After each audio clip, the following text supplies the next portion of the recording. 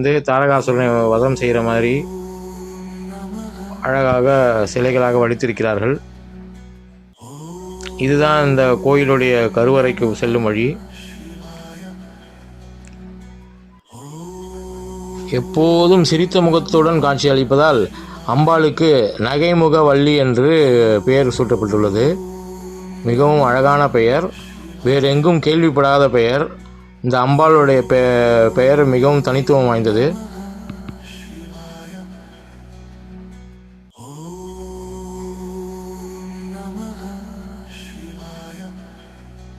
இங்கே பாருங்கள், முருகன் வந்து சிவபெருமானை வழிபடுகிறார்.